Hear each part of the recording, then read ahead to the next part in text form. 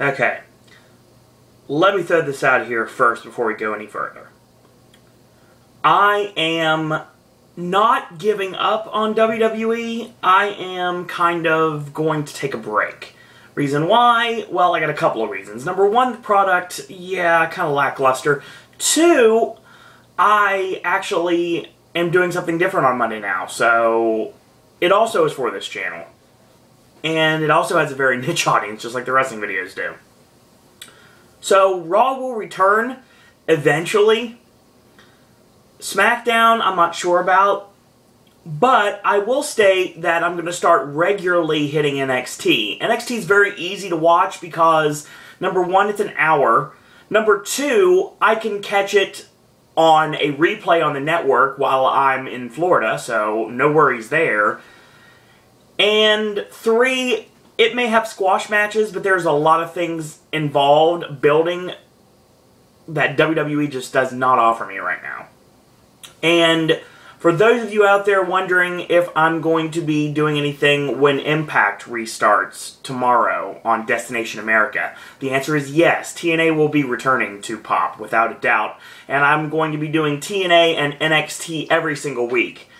Now, I will continue to recap all WWE pay-per-views, and when TNA does a pay-per-view, I'll recap that.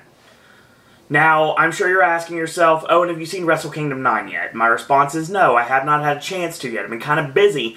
Obviously, we have our first award show this Sunday, and I just found out last night that we're getting the Imitation Game. So, that being said, we're going to be able to knock out all potential Best Picture nominees, or what will be Best Picture nominees, by the Golden Globes. Before the Golden Globes officially, we'll have seen all potential Best Picture candidates. What is guaranteed to get in, what could get in, and what could sneak right in. Tomorrow's vlog of randomness is going to be about the People's Choice Awards. Going to be interesting to see how that works out. There may be some flipping of the dates. I may be changing some things around. Monday, actually, we're going to start doing Celebrity Apprentice. It started on Sunday night, and there's been 3 episodes. AJ and myself will be doing Celebrity Apprentice recaps, and that's going to be starting this coming week.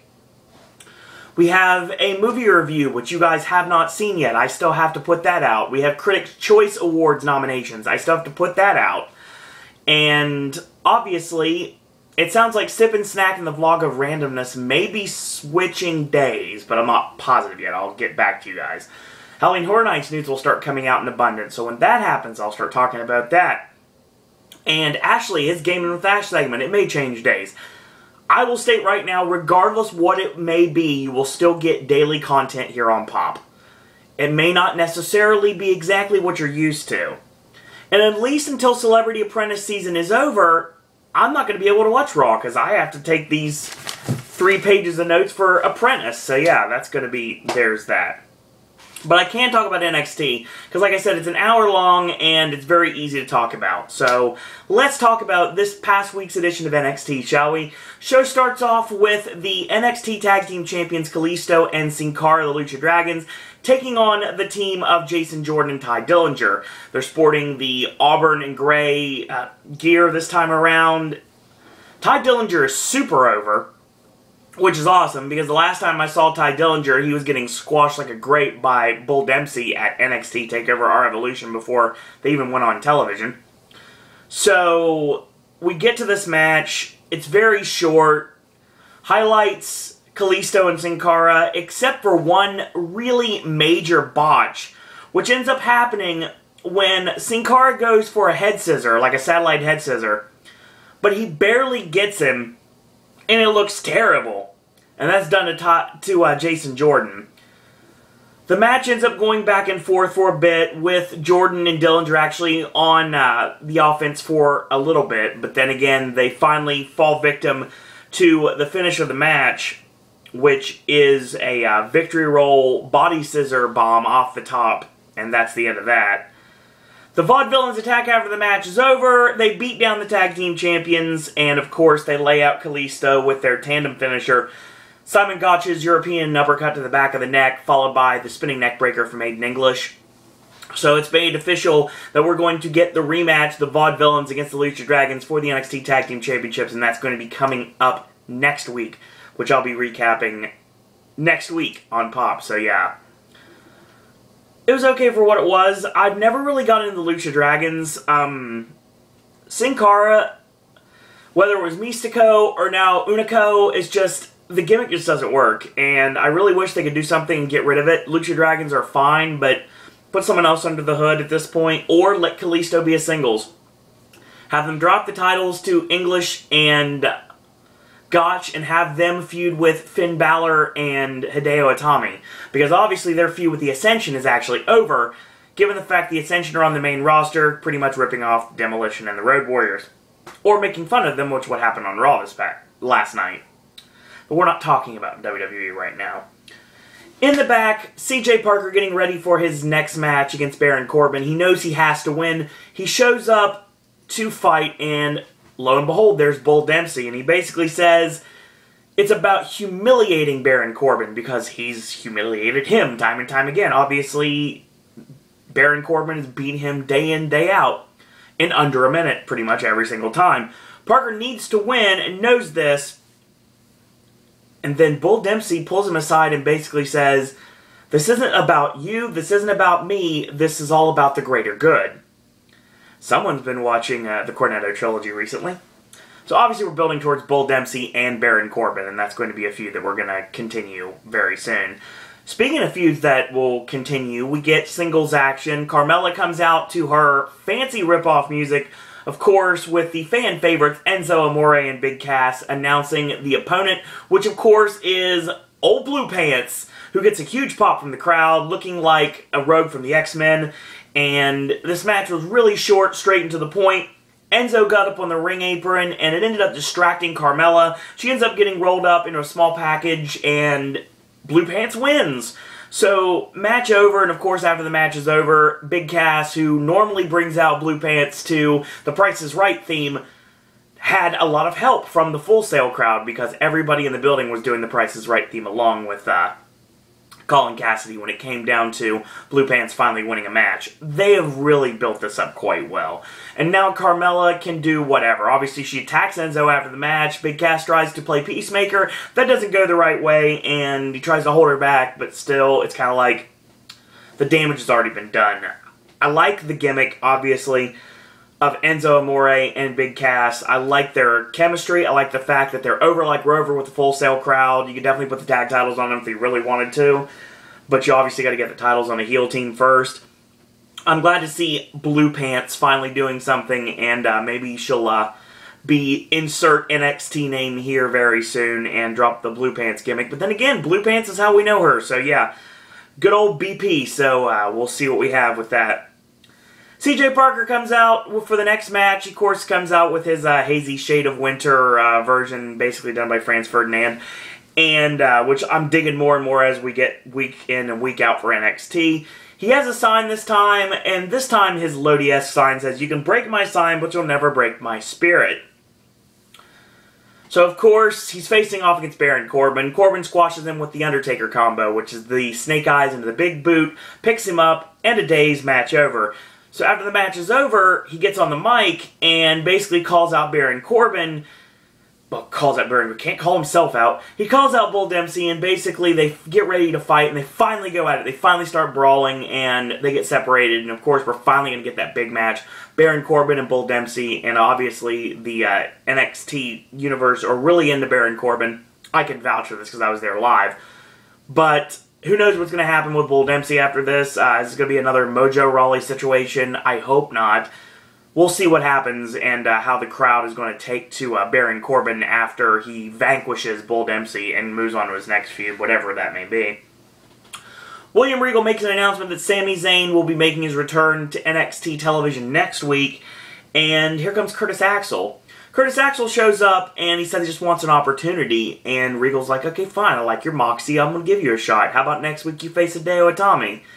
And he's like, Happy New Year, sunshine, and Axel's like, thank you, sir, for the opportunity, and we got Hideo Itami and Curtis Axel next week, and this is going to be awesome, because, as you probably know, everyone that knows me knows I'm a big Curt Hennig fan, and I always have been. Now, Curtis Axel, I've always been into, given that fact, kind of, he's not as great as his father, obviously, but he's still got something that obviously was criminally underutilized in WWE. That being said, now him being brought to NXT, it's going to change up things a little bit, and I'm really curious to see how he interacts with the NXT roster, and the match with Itami next week should be pretty good. I'm actually looking forward to it. Charlotte comes out, and she basically says she's vanquished everyone, and she has no competition left. Some fans are starting to chant blue pants, and she basically told them to shut up. So is Charlotte face or heel? I don't think anybody knows anymore. Here comes Sasha Banks and Becky Lynch out to the ring, and Charlotte's not alone. Here comes Natalya out of nowhere, and we're setting up a tag match between these 4 combatants, and I'm sure that's going to be happening sooner rather than later. So, we get one last promo. Sami Zayn from his home. He's home for the holidays.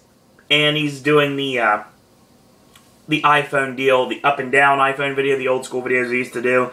He says he doesn't know what to say. Obviously, fans are asking him about what it's like to finally win the big one. What's it like to finally be the NXT champion after all that you've been through. But he doesn't care about any of that. All he's wondering is why Kevin Owens did what he did. And he's going to show up and he's going to find out for himself exactly why Owens did what he did. And he's going to make him pay for it. So we get Kevin Owens. And he's there with Renee. It was 3 weeks ago. So I'm going to guess this was right after TakeOver. And... or maybe the week after, because obviously he's, I can't say week after, but like the week after, is in the same couple days of those tapings. He basically is going to defend what he did to Renee Young, and Renee asked the wrong questions, and basically when he was told that he was the one that stole Sami Zayn's moment, he's like, you know what, if you think that, you know, forget it, I'm not going to talk. I'm not going to talk at all. It's time, this interview's over. So he basically gives no explanation of what's going on. So we get the next match. It's our main event. It is Hideo Itami and Finn Balor one more time against Connor and Victor the Ascension. Not sporting their ugly, annoying WWE paint. And they're not trying to act like the Road Warriors. They're still acting like themselves, which I like a lot better. I like the Ascension a lot better than NXT. This WWE call-up, I don't know if it's going to work or not. We'll see how it does. Match was really good. They gave it a lot of time, about 15 minutes, worked pretty well. And a really awesome spot in the match. Itami goes for a tornado DDT, but grabs the rope, interestingly enough. And I'm thinking, this could be interesting. He grabs the rope, he does a tornado DDT, but he does not actually lay out with it and drop the guy on his head. No, he actually does a tornado DDT and hot shots the opponent off the top rope. Which looked awesome, by the way. He goes up top, it's a nice flying clothesline. He Yakuza kicks Connor off the apron, and Victor stops all his momentum with an STO, gets a 2 off of that. He goes for the fireman's carry, and Itami elbows out of it, picks him up, going for the go to sleep. Fans go crazy for it, just like they did the last time I was in that building. Excuse me. And he ducks the clothesline. He kicks Connor once more, and he goes for Balor getting in the ring. The corkscrew heart attack neck breaker connects on Connor. He hits the apron double stomp on Connor on the floor. Meanwhile, back in the ring, Victor ends up eating the corkscrew round kick, and that's the end of that. 1, 2, 3. Finn Balor and Hideo Itami win the match. Good and a great way to end NXT. I will state right now that I really enjoyed this match. I liked it for what it was. I enjoyed this edition of NXT. It really built a lot of storylines, and it left room for a lot more. Obviously, we're still building to the Lucha Dragons and the Vaudevillains one last time. Old Blue Pants finally gets the win over Carmella. What happens now? Is Carmella going to snap? I'm sure that probably is going to happen. Charlotte and Natalya, of all people, are going to be teaming up, and they're going to be facing off against Sasha Banks and Becky Lynch. That's what we've got right now. Sami Zayn does not know why Kevin Owens did what he did, but he wants his answers, and he's got to get them next week. And Finn Balor and Hideo Itami are going to move on to different things, and the Ascension move on to be 1980s tag team gimmick in WWE. That was the show. Short, straight, and to the point. NXT, enjoyable every week. So if you like these videos, tell your friends about them, leave a comment, do subscribe, help spread the word about Pop.